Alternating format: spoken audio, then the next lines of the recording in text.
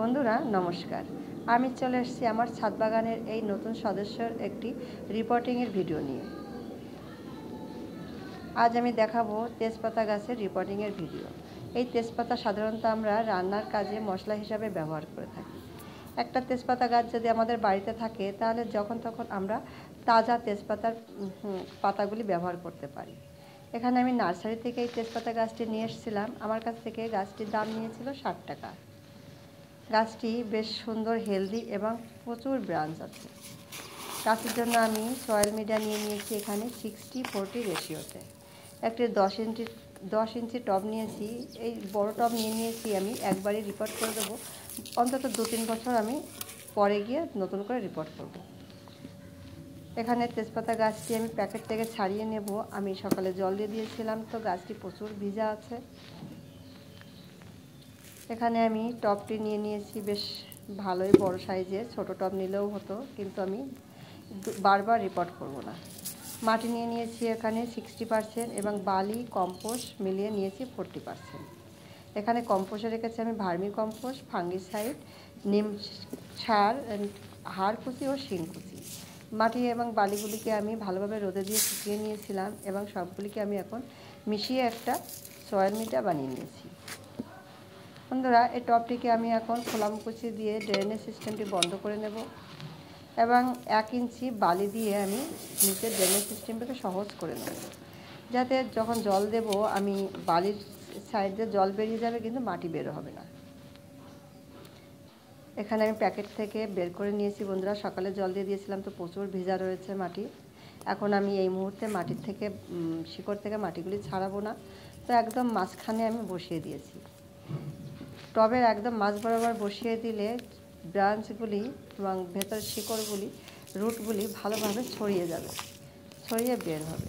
আমি এবার soil media যেটা বানানো রয়েছে আমি সুন্দর করে ছেড়ে দিয়েছি। আস্তে আস্তে দেব, হালকা করে চেপে চেপে মাটিগুলো আমি বসিয়ে দেব।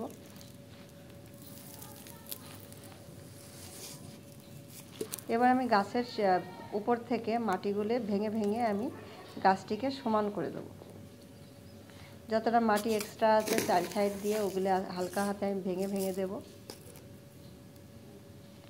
এগুলি শিংকুচির পাউডার, এগুলি নষ্ট করব না। এগুলো ডাইলেট হতে পুরো 1 মাস সময় লাগবে।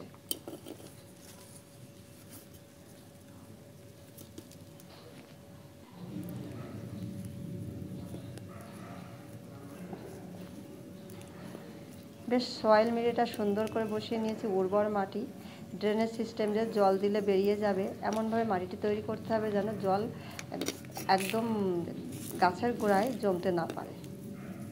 তাহলে গাছগুলি বেশ ভালো তৈরি হয় এবং সুন্দর সুন্দর ব্রাঞ্চ আসে এবং গাছগুলি খুবই হেলদি থাকে। অন্তত 2 বছর গাছের গোড়ায় আর তেমন কোনো যত্ন না করলেও চলবে। গাছের উপরে মাটিগুলি জল দিয়ে আমি ভিজিয়ে নিলাম। এবার আমি ফাঙ্গিসাইড মেশানো জল আমি গাছের গোড়ায় দিয়ে দেব এবং 1 সপ্তাহ মতো আমি সেমি শেডে রেখে দেব। গাছটি যখন সেট হয়ে যাবে তখন আমি ফুল সানলাইটে দিয়ে দেব।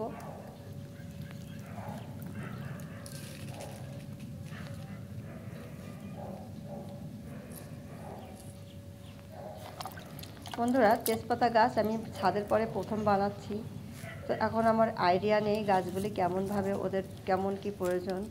তবুও দেখুন বন্ধুরা, 1 মাস পরের অবস্থায় আমি আপনাদের দেখাচ্ছি কি সুন্দর কচি কচি পাতা ছেড়েছে এবং ছোট ছোট ডাল ছেড়েছে।